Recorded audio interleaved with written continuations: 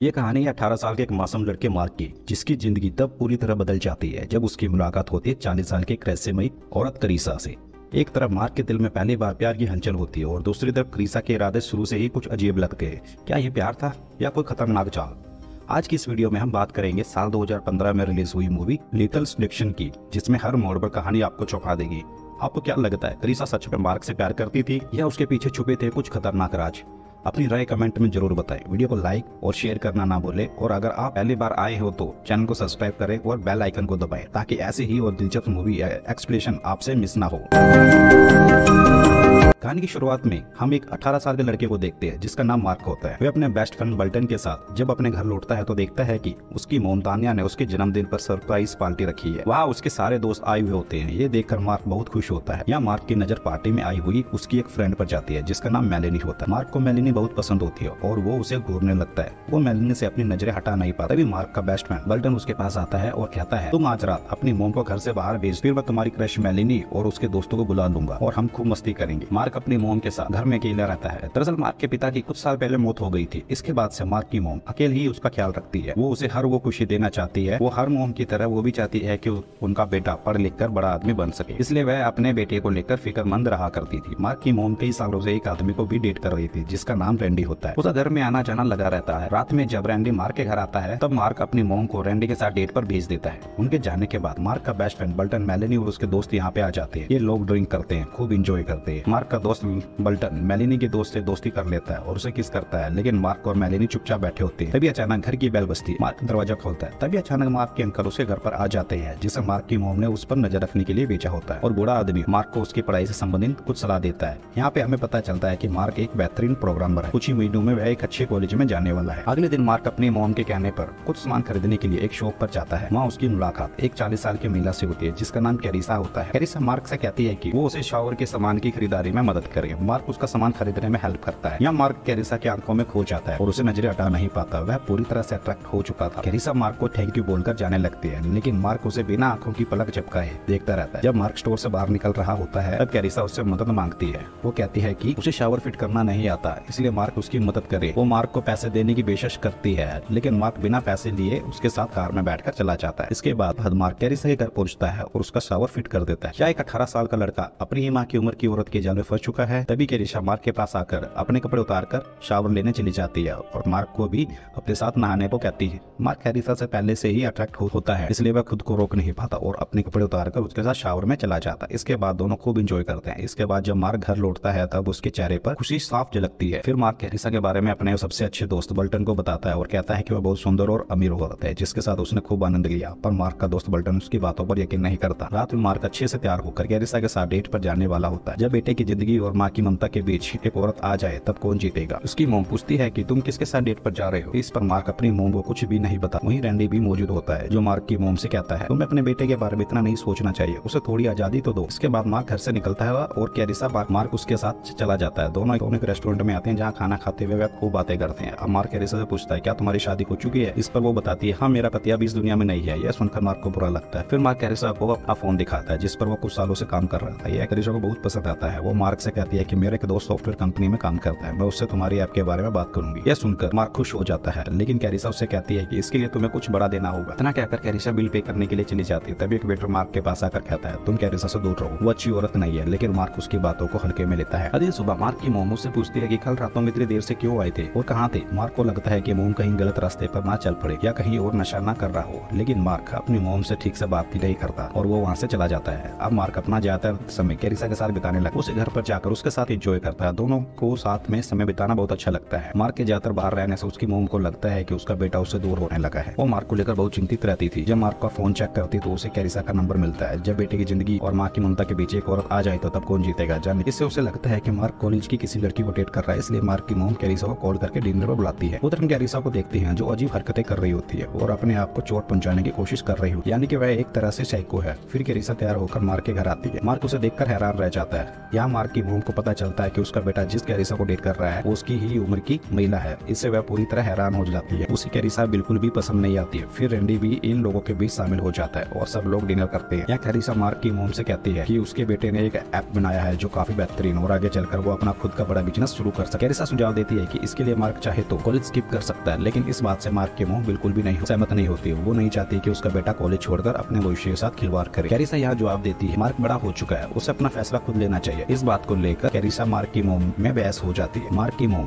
गुस्से में कहती है कि तुम मेरे बेटे का इस्तेमाल कर रही हो। कैरिसा को भला बुरा सुनाती है। यह सुनकर कैरिसा घर से निकल जाने लगती है, लेकिन मार्क उसे रोकने के लिए आता है। तब कैरिसा मार्क से कहती है तुम्हारी मोम मुझे इतना कुछ कह रही थी, तब तुमने कुछ क्यों नहीं कहा। कैरिसा यहाँ मार्क को उसकी मोम के खिलाफ भड़काती है और कहती है कि तुम अब बड़े हो चुके हो, तुम्हें अपना फैसला खुद लेना चाहिए। हर चीज में तुम्हें अपनी मोम पर निर्भर नहीं रहना चाहिए। एक औरत जो अमीर भी है, अकेली भी और शायद खतरनाक भी, क्या मार्क उसके इरादों को समझ पाएगा। इसके बाद कैरिसा मार्क को अपने साथ कार में बिठाकर अपने घर ले जाती है। यहाँ मार्क की मोम गुस्से में होती है और वो मार्क से बात करना चाहती है, लेकिन वो उदास होकर अपने बेटे को जाते हुए देखती रहती है। इसके बाद कैरिसा और मार्क कैरिसा के घर पहुंचते हैं और फिर पुल में जाकर दोनों एक दूसरे के करीब आ जाते हैं। उधर मार्क की मोम कैरिसा के बारे में ऑनलाइन रिसर्च कर रही होती है। वहाँ उन्हें एक आर्टिकल मिलता है जिसमें यह पता चलता है कि कैरिसा की शादी एक बहुत बड़े अमीर आदमी से हुई थी, लेकिन कुछ सालों के बाद उस बूढ़े आदमी की लाश घर पर मिली। सबको लगा कि यह बूढ़ा आदमी आत्महत्या कर चुका है, जिसके कारण उसकी सारी जायदाद कैरिसा को मिल गई। यह सब देखकर मार्क की मोम को अपने बेटे की चिंता होने लगी। जिस औरत के पति की रहस्यमय मौत हुई थी, अब वो मार्क की जिंदगी में क्यों आई है। अगली सुबह ही वह कैरिसा के घर मार्क को लेने पहुंचती है, लेकिन कैरिसा उन्हें घर के अंदर आने नहीं देती। मार्क की मोम कहती है कि मेरा बेटा एक दिन तुम्हें छोड़ देगा। यह सुनकर कैरिसा जवाब देती है मैं मार्क को ऐसा सिखा दूंगी कि वो तुम्हें छोड़कर मेरे साथ रहने लगेगा। यह सुनकर मार्क की मोम गुस्से में वहाँ से चली जाती है। इसके बाद कैरिसा मार्क के पास आती है और कहती है अब तुम इस बड़े घर में मेरे साथ रहो, या हमें कोई भी तंग करने नहीं आएगा। लेकिन मार्क उसे मना कर देता है और कहता है कि 1 महीने बाद मैं कॉलेज ज्वाइन कर लूंगा। वो आगे कहता है मुझे अपनी मोम से दूर रहना पसंद नहीं है, इसलिए मैं उन्हीं के साथ रहूंगा। यह सुनकर कैरिसा को बहुत गुस्सा आता है। वो मार्क से कहती है कि अब तुम यहाँ से चले जाओ। इसके बाद मार्क अपने दोस्त बल्टन के साथ उसकी गाड़ी में बैठकर वहाँ से चला जाता है। उधर मार्क की मोम रैंडी से मदद मांगती है और कहती है कि उसे मार्क कैरिसा को अलग करना है। रैंडी उसे कहता है कि मार्क को अपनी गलती सीखने दो, पर यह बात मार्क की मोम को बिल्कुल भी पसंद नहीं आती है। तभी उसके दिमाग में एक आइडिया आता है कि वो मेलिनी को मार्क के करीब लाएगी, जिसे मार्क पसंद करता है। फिर कैरिसा मोम की जिंदगी से दूर चली जाएगी। इधर मार्क घर पर वीडियो कॉल के जरिए कैरिसा से बात कर रहा होता है। कैरिसा उससे माफी मांगती है और उसे आज रात अपने घर पर आने को कहती है, पर मार्क मना कर देता है क्योंकि उसकी मोम ने उसे बताया होता है कि मेलिनी उसके घर पर आने वाली है। मार्क के मना करने से कैरिसा बहुत गुस्सा हो जाती है। इसके बाद मेलिनी घर पर आती है, जिसे देखकर मार्क बहुत खुश होता है। दोनों साथ में लंच करते हुए बातें करते हैं। मार्क की मोम उसे कुछ पैसे देती है और कहती है कि वह बाहर घूमने चला जाए। फिर मेलिनी और मार्क साथ में काफी देर तक घूमते हैं। यहाँ पर हमें पता चलता है कि मेलिनी भी मार्क को पसंद करती है। दोनों किस भी करते हैं। वहीं दूर कार में बैठी हम कैरिसा को देखते हैं, जो उन्हें साथ में देखकर बहुत गुस्सा होती है और अंदर ही अंदर जल रही होती है। फिर मेलिनी कार में मार्क को उसके घर छोड़ देती है। जब मार्क घर आता है तब वो बहुत खुश होता है। उसे खुश देखकर उसकी मोम भी बहुत खुश होती है। वहीं मेलिनी जब कार लेकर निकल रही होती है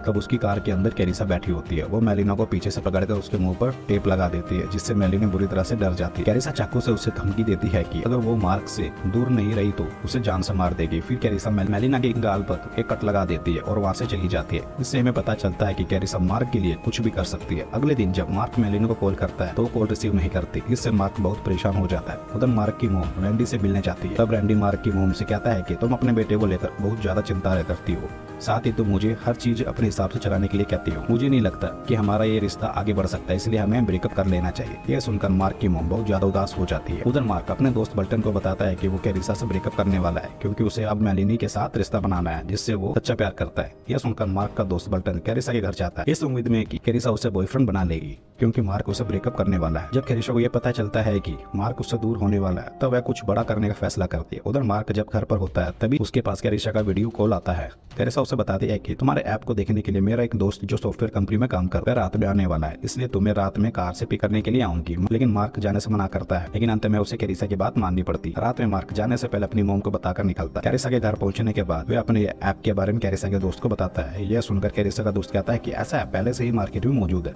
लेकिन तुम्हारी काबिलियत देखकर हम तुम्हें एक जॉब ऑफर कर सकते हैं। कैरिसा के दोस्त के जाने के बाद मार्क कहता है कि अभी जॉब नहीं कर सकता, पहले मैं कॉलेज पूरा करूंगा। इसके बाद मार्क वहाँ से जाने लगता है। यह देखकर कैरिसा को एहसास होता है कि मार्क को अब उसमें कोई भी दिलचस्पी नहीं है। गुस्से में वो मार्क के सर पर बियर की बोतल मार देती है, जिससे वो बेहोश हो जाता है। जब मार्क होश आता है तो वो खुद को एक कमरे में बंद पाता है कि दोनों हाथ जंजीरों से बंधे होते हैं। कैरिसा वहाँ आकर उसे कहती है कि तुम अपना काम निकालने के बाद मुझे छोड़कर जाने वाले थे। वो मार्क को टॉर्चर करने लगती है और उसे ये भी बताती है कि उसका पति दूसरी लड़की के साथ उसे धोखा दे रहा था, इसलिए उसने अपने पति को मार डाला। यह सुनकर मार्क डर जाता है और रोते हुए कैरिसा को उसे छोड़ने की विनती करता है। पर कैरिसा उसके शरीर पर चाकू से कट लगाती है, जिससे उसे बहुत दर्द होता है। और अब देखते ही देखते सुबह हो जाती है और मार्क अभी तक घर नहीं आया होता, जिस वजह से उसकी मॉम बहुत परेशान हो जाती है। वो मार्क को फोन लगाती है लेकिन कॉल रिसीव नहीं होता। वो रैंडी को भी सब कुछ बताती है और फिर कैरिसा के घर पर अपने बेटे को ढूंढने जाती है। कैरिसा मार्क की मॉम को घर के अंदर बुलाती है और उसे कहती है कि अगर तुम अपने बेटे को देखना चाहती हो तो अपने हाथों में हथकड़ी पहन लो। मार्क की मॉम तान्या के पास कोई और ऑप्शन नहीं होता, इसलिए वो हथकड़ी पहन लेती है। अब कैरिसा उसे उस कमरे में ले जाती है जहाँ मार्क बेहोश और जख्मी हालत में बंधा हुआ होता है। अपने बेटे की ऐसी हालत देखकर मार्क की मॉम रोने लगती है। कैरिसा कहती है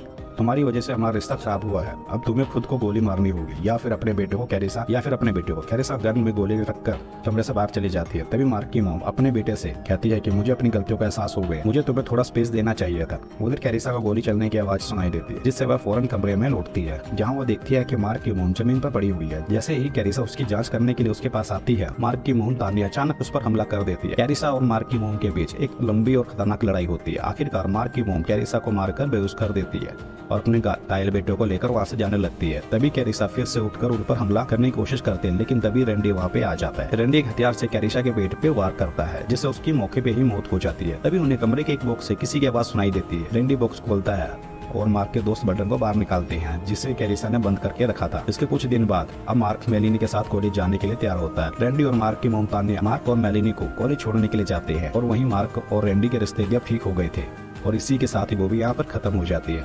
आखिरकार जब मार्क और कैरिसा की सच्चाई पता चलता है तब तो वो बहुत देर हो चुकी थी, लेकिन इस कहानी ने एक बात तो साफ कर दी थी कि हर चमकती चीज सोना नहीं होती। तो दोस्तों, अगर आप मार्क की जगह होते तो क्या आप भी कैरिसा के जाल में फंस जाते या वक्त रहते पहचान लेते उसके असली इरादे को?